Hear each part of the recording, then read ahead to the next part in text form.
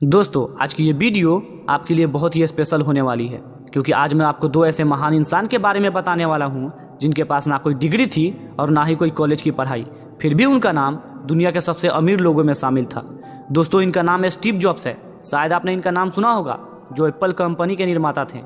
इन्होंने सन 1976 में एक बंदे के साथ मिलकर अपने ही गैराज में एक कंपनी खोली थी और उस कंपनी का नाम एप्पल रखा था। और कुछ ही सालों में उनकी पहली कंप्यूटर बनकर तैयार हो गई और उस पहली कंप्यूटर का नाम भी एप्पल 1 रखा गया था।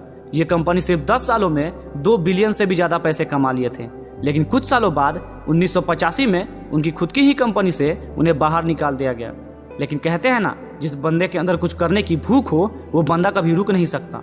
वो बंदा फिर से अपना एम्पायर खड़ा करने की सोची और कड़ी मेहनत के बाद सन 2007 में उसने अपना पहला मोबाइल फ़ोन लॉन्च किया, जिसने मोबाइल की दुनिया में क्रांति ही ला दी और देखते ही देखते उन्हें एप्पल कंपनी का CEO बना दिया।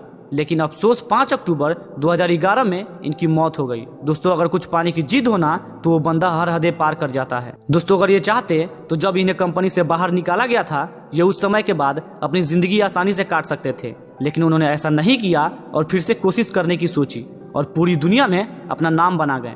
दोस्तों ये मायने नहीं रखता कि आप जिंदगी में कितने बार गिरे हो, मायने तो ये रखता है कि आप गिरने के बाद उठने की कोशिश की या नहीं। अगर नहीं की तो आप जिंदगी जी नहीं रहे हो, बस काट रहे हो, क्योंकि बिना लक्ष्य के जिंदगी जीना नहीं काटना कहते हैं। और ऐसे ही कहानी एक महान इंसान की है जिनका नाम अल्बर्ट आइंस्टीन था।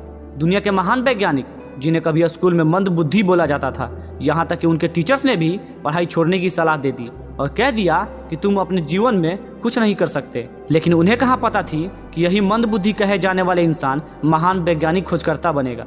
एक मंद बुद्धि इंसान इतना बड़ा वैज्ञानिक बन गया कि प्रकाश विद्युत उत्सर्जन की खोज कर दी। यहाँ तक कि उन्हें इस खोज के लिए 1921 में नोबेल पुरस्कार भी मिला था। दोस्तों जिसे कभी खुद की कंपनी से बाहर निकाल दिया गया था वो दुनिया का सबसे अमीर व्यक्ति बन सकता है। जिसे कभी मंद बुद्धि बोला जाता था वो दुनिया के महान वैज्ञानिक बन सकता है। तो आप क्या नहीं कर सकते। दोस्तों एक बात हमेशा याद रखना कि संभव और असंभव के बीच की दूरी सिर्फ इंसान के कर्म पर ही डिपेंड करता है। अगर आप कर्म करने के लिए तैयार हो तो असंभव भी संभव में बदलने के लिए तैयार होगा।